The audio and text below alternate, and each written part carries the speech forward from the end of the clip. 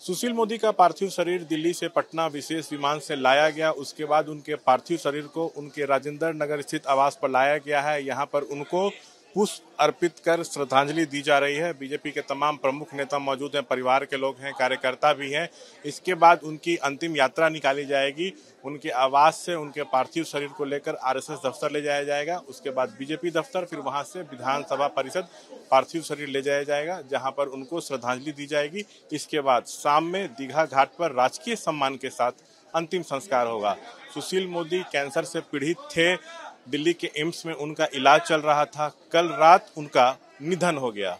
उनका जाना बिहार बीजेपी के लिए एक बड़ी क्षति है। बिहार बीजेपी के कद्दावर नेता थे, संकट मोचक कहे जाते थे, भीष्म पितामह तक उनको कहा जाता था। हम लोग कल्पना भी नहीं कर रहे थे इतनी जल्दी सुशील जी हम लोग को छोड़ के चले जाएंगे। यह पूरे बिहार की क्षति है। मेरे ऐसे असंख्य कार्यकर्ताओं को सुशील जी ने बनाया है और इनकी क्षतिपूर्ति कभी संभव नहीं है। एक बड़े नेता थे, ईमानदार शख्सियत थे, तो सोचा भी नहीं जा सकता था। शुचिता की राजनीति अगर कोई से अगर सीखे तो वो सुशील जी थे, जो शुचिता की राजनीति करते थे और हमारे जैसे असंख्य कार्यकर्ताओं को उन्होंने बनाया। सुशील मोदी का निधन हो गया, कितनी बड़ी क्षति। आप तो उनके बहुत पुराने साथी रहे हैं। हम लोग साथी रहे, हम लोग की तो निजी क्षति है, मगर जिस पार्टी में नेता थे उसकी भी क्षति है और जिस समाज का प्रतिनिधित्व कर रहे थे उसकी भी क्षति है। हम लोगों की तो व्यक्तिगत स्तर पर संबंध थे 60-70 साल पुराने, तो 60 साल पुराने संबंधों के कारण से लगता है जिसको नहीं जाना चाहिए था वो चला गया। हम लोगों से कम उम्र के थे, उनको भी रहना चाहिए था, यही अफसोस है। सुशील मोदी का निधन हो गया है। उनके पटना आवास पर गिरिराज सिंह अभी पहुंचे हैं, उनको श्रद्धांजलि दी है। सर, किस तरह याद कर रहे हैं? आपके तो बहुत पुराने साथी थे। देखिए, सुशील जी एक ऐसे व्यक्तित्व का नाम था जो जब से उन्होंने पग को संभाला, छात्र जीवन से लेकर के जेपी एजुटेशन से लेकर के आज तक संघर्ष पूरे जीवन में भरा रहा। पार्टी के अंदर भी उन्होंने एक सामाजिक परिवर्तन करने का काम किया और यहाँ तक पहुँचाने में कैलाशपति मिश्र और दूसरी पाली में सुशील मोदी का। और मैं समझता हूँ कि वो विपक्ष के नेता के रूप में भी बड़ी भूमिका निभाई।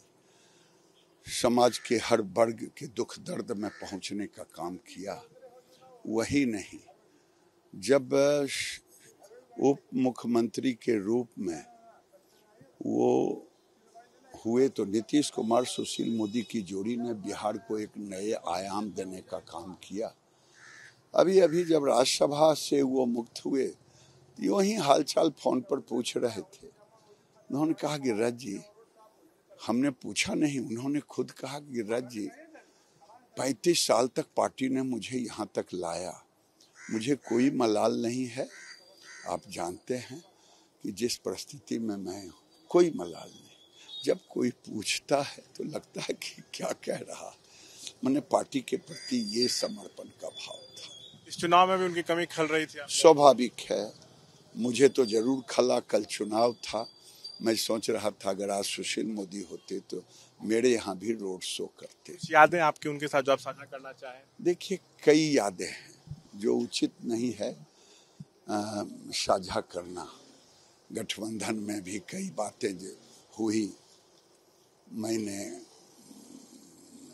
कई बातें जो मैं उसको डिस्क्लोज नहीं करना चाहता, लेकिन कई ऐसी चीजें हुई। जो क्षति हुई इसकी भरपाई हो सकती है?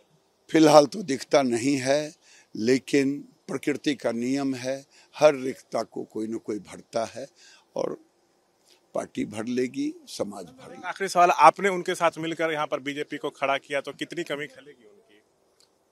मुझे तो बहुत कमी खलेगी, क्योंकि हमारे ही जनरेशन के वो लीडर थे। हम, सुशील जी, नंदकिशोर यादव, राधा मोहन सिंह, अश्विनी चौबे, रविशंकर जी, ये लोग एक उम्र के थे, एक जनरेशन के थे।